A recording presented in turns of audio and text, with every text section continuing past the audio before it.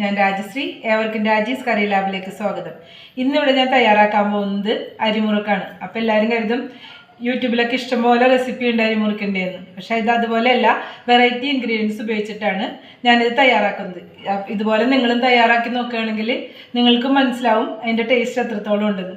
അപ്പോൾ നമുക്കിതിന് വേണ്ട ഇൻഗ്രീഡിയൻസ് എന്തൊക്കെയാണെന്ന് നോക്കാം. അതിന് വേണ്ടിയിട്ട് 500 ഗ്രാം അരിപ്പൊടി, ഇടിയപ്പത്തിൻ്റെ പൊടിയാണ് ഞാൻ എടുത്തിട്ടുള്ളത്. പൊൻകതിറിൻ്റെ പൊടിയാണ് ഞാൻ ഉപയോഗിച്ചിരിക്കുന്നത്. പിന്നെ അതിലേക്ക് വേണ്ടി ഒരു 150 ഗ്രാം ഉഴുന്ന് കഴുകി ഉണക്കിയെടുത്തതാണ്. അരമുറി തേങ്ങ ചെറിയെടുത്തത്, ഒരു 150 ഗ്രാം തന്നെ ഉള്ളി, ചെറിയ ഉള്ളി തൊണ്ടളഞ്ഞെടുത്തത്, ഒരു സ്പൂണോളം എള്ള്, കുറച്ച് ഉപ്പ്, വെള്ളം, ഓയിൽ. ആദ്യം കഴുകി ഉണക്കി വെച്ച ഉഴുന്നുണ്ടല്ലോ, നമുക്കൊന്ന് വറുത്തെടുക്കാം. നമ്മുടെ പാൻ ചൂടായിട്ടുണ്ട്, ഞാൻ അതിലേക്ക് ഉഴുന്നിട്ട് കൊടുക്കുകയാണ്.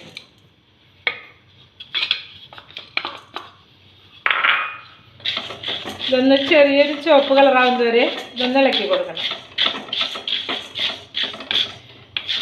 ഞാൻ ഹൈ ഫ്ലെയിമിൽ തന്നെ വെച്ചാണ് വറുത്തെടുക്കുന്നത് കേട്ടോ. അതുകൊണ്ട് ഉഴുന്നത് ചെറുതായിട്ട് ചുമന്ന് വന്ന് തുടങ്ങിയിട്ടുണ്ട്. ഞാൻ ലോ ഫ്ലെയിമിലേക്ക് മാറ്റി കൊടുക്കാൻ കേട്ടോ. ഉഴുന്നൊക്കെ നന്നായി മരിഞ്ഞിട്ടുണ്ട്, കളറൊക്കെ നല്ല ചുവപ്പ് വന്നില്ലേ. ഇനി നമുക്ക് അടിച്ച് നോക്കുമ്പോൾ അത് നല്ല പൊട്ടുന്ന പോലത്തെ സൗണ്ട് കേൾക്കും. അപ്പം നമുക്ക് തീ ഓഫ് ചെയ്യാം കേട്ടോ. ഉഴുന്ന് ചൂടാറി വരുമ്പോഴത്തേക്കും, ഉഴുന്ന് ചൂടാറി കഴിഞ്ഞിട്ട് നമുക്കതൊന്ന് പൊടിച്ചെടുക്കാനുണ്ട്. അപ്പോൾ അത് ചൂടാറി വരുമ്പോഴത്തേക്കും നമുക്ക് അടുത്ത സ്റ്റെപ്പ് നോക്കാം.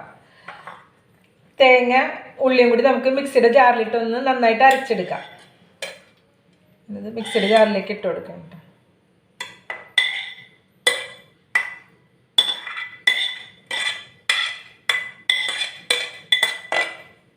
അതിലേക്ക് നമുക്ക് ഈ ഉള്ളി ഇട്ട് കൊടുക്കാം.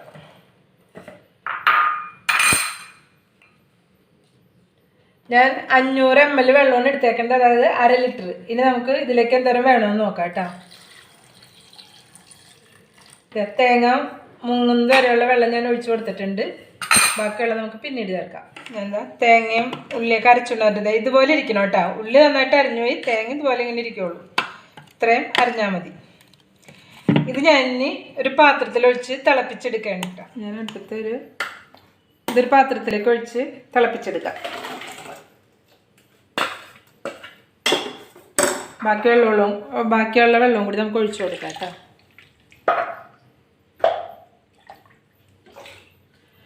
അല്പം കൂടി വെള്ളം ഒഴിച്ചു കൊടുക്കാം. ഒരു 100 മില്ലി വെള്ളം കൂടി ഞാൻ ഒഴിച്ചു കൊടുത്തിട്ടുണ്ട്. അപ്പോൾ ആകെ 600 മില്ലി വെള്ളം ഇപ്പോൾ ഞാൻ തിളക്കാനായിട്ട് വെച്ചിട്ടുണ്ട് കേട്ടോ. തിളയ്ക്കുമ്പോൾ നമുക്ക് ഇടയ്ക്ക് ഇങ്ങനെ ഒന്ന് ഇളക്കി കൊടുത്തുകൊണ്ടിരിക്കണം കേട്ടോ. ഞാൻ സ്റ്റവ് ഓണാക്കിയാണ്, ഹൈ ഫ്ലെയിമിലിട്ട് തന്നെ തിളപ്പിച്ചെടുക്കാം. ഇതിലേക്ക് നമുക്ക് ആവശ്യത്തിനുള്ള ഉപ്പ് ഇതിലേക്ക് ഇട്ട് കൊടുക്കാം. അപ്പം ഞാനൊരു ചെറിയ സ്പൂൺ ഉപ്പ് ഇട്ട് കൊടുക്കുന്നുണ്ട്, വേണമെങ്കിൽ പിന്നീട് ചേർത്ത് കൊടുക്കാം. ഒരു 1/4 ടീസ്പൂൺ മഞ്ഞൾപ്പൊടി കൂടി ചേർക്കുന്നുണ്ട്, കളറിന് വേണ്ടിയിട്ടാണ് കേട്ടോ. നന്നായിട്ട് ഇളക്കി കൊടുക്കാം. ഉപ്പ് നോക്കിയിട്ട് പോരെങ്കിൽ ഇട്ട് കൊടുക്കണം. ഉഴുന്ന് ചൂടാറി ഞാനത് പൊടിച്ചെടുത്താണത്. ഇതുപോലെ പൊടിച്ചെടുത്താൽ ചെറിയൊരു തരിയൊക്കെ ഉണ്ട്, കുഴപ്പമൊന്നുമില്ല. നൈസായിട്ട് പൊടിയണമെന്നില്ല കേട്ടോ. അത് ഞാൻ അരിപ്പൊടിയിലേക്ക് മിക്സ് ചെയ്ത് കൊടുക്കുകയാണ്. അപ്പം നമ്മൾ എടുത്ത് വെച്ച എള്ളും ഇതിലേക്ക് ചേർത്ത് കൊടുക്കുകയാണ് കേട്ടോ.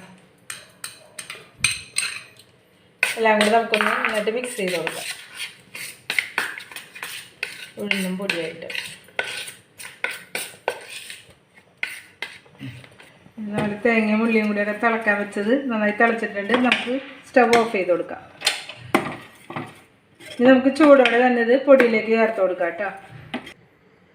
അരിപ്പൊടി ഉഴുന്നും കൂടി നന്നായിട്ട് മിക്സ് ചെയ്ത് കൊടുക്കണം കേട്ടോ. എന്നിട്ടാണ് ഇത് ചേർക്കാനായിട്ട്. ഞാനത് ഇതിലേക്ക് ഒഴിച്ചു കൊടുക്കുകയാണ്. അത് നമുക്ക് കുറച്ച് ഒഴിച്ചു കൊടുക്കാം.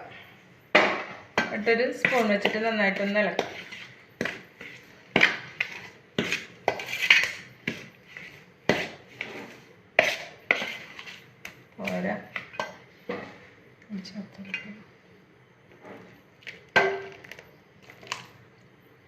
അത് മുഴുവനായിട്ട് ചേർത്ത് കൊടുത്തിട്ടെ.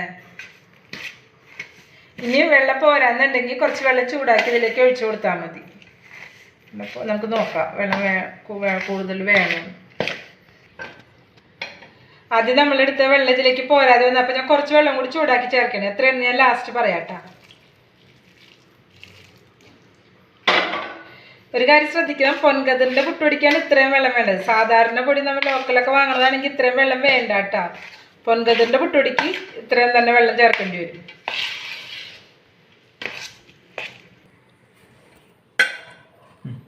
നമ്മുടെ അരിമാവ് നന്നായിട്ട് കുഴച്ചെടുത്തിട്ടുണ്ട്. അപ്പോൾ ഞാൻ ഇതിലേക്ക് ഒരു 150 മില്ലി വെള്ളം കൂടി ചേർത്ത് കൊടുത്ത്. അപ്പോൾ ആകെ 750 മില്ലി വെള്ളം ചേർത്ത് കൊടുത്തിട്ടുണ്ട് കേട്ടോ. പൊൻകതിറിൻ്റെ പുട്ടുപൊടിക്കുക, അത് പ്രത്യേകം ശ്രദ്ധിക്കണം.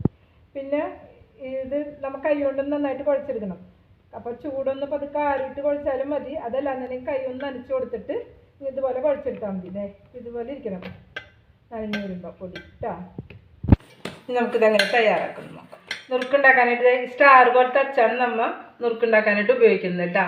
അപ്പോൾ നമുക്കത് ഒരു 2 വാഴലെടുത്ത് അതിൽ പരത്തി കൊടുക്കാം. ആദ്യം അച്ചിൻ്റെ ഒരു 3/4 ഭാഗത്തോളം നമുക്ക് ഇതിട്ട് കൊടുക്കാം കേട്ടോ. മാവ് നന്നായിട്ടൊന്ന് കൈ കൊണ്ട് പ്രസ് ചെയ്ത് കൊടുക്കാം. നമുക്കിതൊന്ന് അടച്ചു കൊടുക്കാം. നുറുക്ക് ഊണിയിടുന്നത് എങ്ങനെയാണെന്ന് ഞാൻ കാണിച്ചു തരാം. ആദ്യം ഇതുപോലെ ഒന്ന് കണ്ട് ഇങ്ങനെ ചുറ്റിച്ചെടുക്കണം.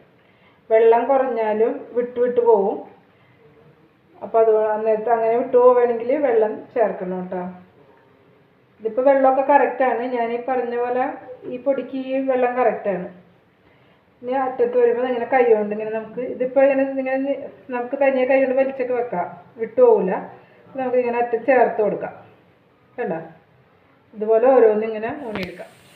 വിട്ടു പോയാൽ നമുക്കത് ഇടയ്ക്ക് കൈ കൊണ്ട് ഇങ്ങനെ ചേർത്ത് കൊടുക്കാം കേട്ടോ, കുഴപ്പമൊന്നുമില്ല. കൈ കൊണ്ട് നമുക്കിതിങ്ങനെ വലിച്ചിങ്ങനെ വയ്ക്കാം, അടുപ്പിച്ചൊക്കെ ചേർത്ത് കൊടുക്കാം കണ്ടോ. നമുക്ക് ഏത് വശത്തേക്കാണോ തിരിക്കാൻ പോകുന്നത് വെച്ചാൽ കൈക്ക് ഇതിട്ടുള്ളത് അതുപോലെ തിരിച്ചു കൊടുക്കാം, കുഴപ്പമൊന്നുമില്ല.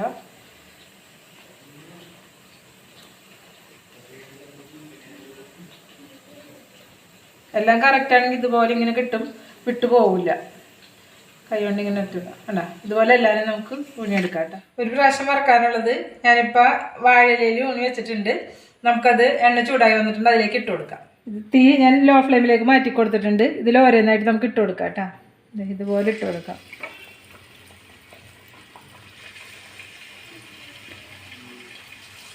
ഇതുപോലെ ഓരോന്നായിട്ട് നമുക്ക് ഇങ്ങനെ ഇട്ട് കൊടുക്കാം കേട്ടോ. കയ്യിലേക്ക് ഇത് വിട്ട് വരും നന്നായിട്ട് വാഴയിലേന്ന്. വാഴ ഇല്ലാത്തവരാണെങ്കിൽ ഒരു പ്ലാസ്റ്റിക് കവറോ അങ്ങനെ എന്തെങ്കിലും വെച്ചിട്ട് അതിലാക്കിയാലും കുഴപ്പമില്ല.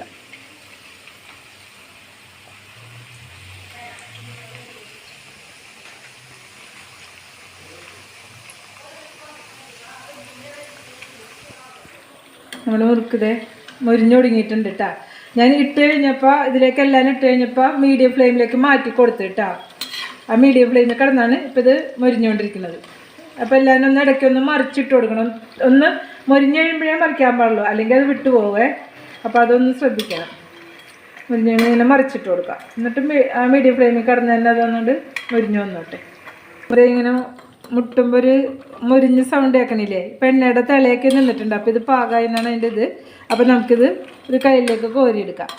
പിന്നെ ഇത് വെളിച്ചെണ്ണയിലും തയ്യാറാക്കാട്ടോ. ഞാൻ സൺഫ്ലവർ ഓയിലാണ് ഉപയോഗിച്ചേക്കുന്നത്. വെളിച്ചെണ്ണയിലാവുമ്പോൾ കുറച്ച് ദിവസം ഇരിക്കുമ്പോൾ തന്നെ അതിൻ്റെ ടേസ്റ്റ് മാറും. ആദ്യം കഴിക്കാൻ നല്ല ടേസ്റ്റാണ് വെളിച്ചെണ്ണയിൽ. പക്ഷേ വെളിച്ചെണ്ണയിൽ ഇടുമ്പോൾ കുറച്ച് ദിവസം കഴിയുമ്പോൾ അതിൻ്റെ ടേസ്റ്റ് മാറും. പക്ഷേ ഓയിലാകുമ്പോൾ ആ ടേസ്റ്റ് തന്നെ അങ്ങനെ നിൽക്കും. ആ ടേസ്റ്റിലൊന്നും വ്യത്യാസം വരില്ല.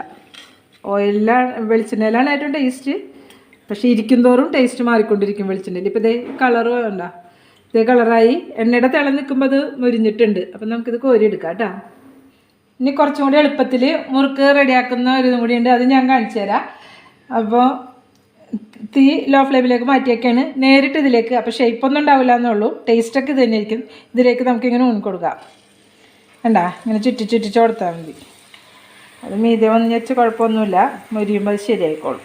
വേണ്ട ഷേപ്പ് കിട്ടില്ല എന്നുള്ളൂ, ടേസ്റ്റൊക്കെ അത് തന്നെ, മാറ്റമൊന്നുമില്ല.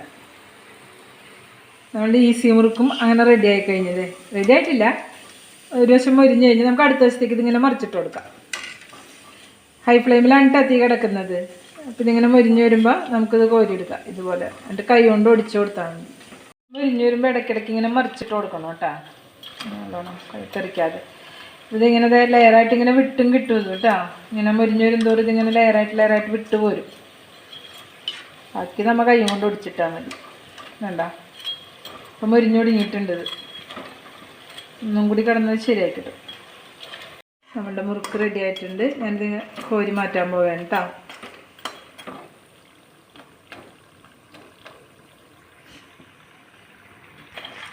ഇപ്പോൾ ഇങ്ങനെ വിട്ടു പോകുന്നു ഉണ്ടോ, എല്ലാവരും വിട്ടു പോകുന്നു, കുഴപ്പമൊന്നുമില്ല.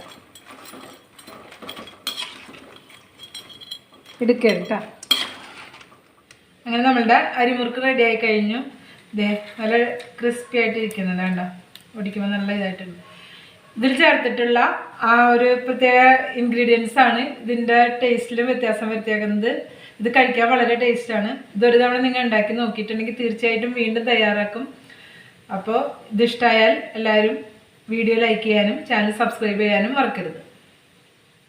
വീണ്ടും ഒരു വെറൈറ്റി ഡിഷുമായി നമുക്ക് അടുത്ത വീഡിയോയിൽ കാണാം.